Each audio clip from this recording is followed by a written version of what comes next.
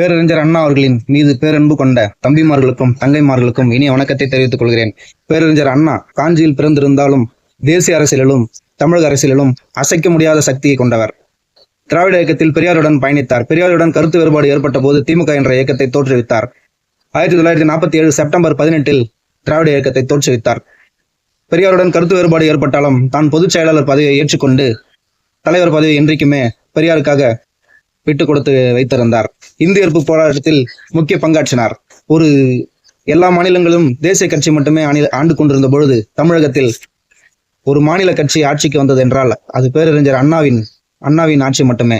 இந்த ஆட்சி 1967 வந்தபோது புரட்சித் தலைவர் அவர்களின் பங்கு அளப்பரியாது. ஆட்சிக்கு வந்த பிறகு இருமொழி கொள்கையை சட்டமாக்கினார். ரூபாய்க்கு ஒரு படி அரிசி போன்ற முக்கியமான சட்டங்களை இயற்றினார். தமிழ் மொழி மீதும் மிகுந்த பற்று கொண்ட காரணத்தினாலே இதெல்லாம் செய்தார். நம்ம தமிழக மக்களின் போதாத காலம் புற்றுநோயால் பாதிக்கப்பட்டார். தீவிர சிகிச்சை அளித்தும் 1969 பிப்ரவரி 3ஆம் நாள் நம்மை விட்டு மறைந்தார்.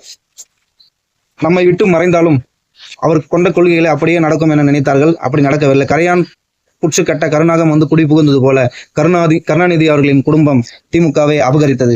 அண்ணா மீது மிகுந்த பற்று கொண்ட புரட்சித் தலைவர் அவர்கள் அண்ணா திராவிட முன்னேற்ற கழகம் என்ற மாபெரும் இயக்கத்தை தோற்றுவித்து அவருடைய கொள்கைகளையும் கோட்பாடுகளையும் கடைபிடித்து வந்தார். புரட்சித் தலைவர் புரட்சித் தலைவி அம்மா இன்று வரை திரு புரட்சி தமிழர் எடப்பாடியார் அவர்களை கடமை கண்ணியம் கட்டுப்பாடு எனும் அண்ணாயசத்தை போற்றியே இன்று வரை நடைபோட்டுக் கொண்டு வருகிறோம். அவர் மறைந்த தினமான இன்று அவரது கொள்கைகளையும் கோட்பாடுகளையும் மக்களிடத்தை எடுத்து சொல்லும். அண்ணாவின் புகழ் ஓங்குக. நன்றி, வணக்கம்.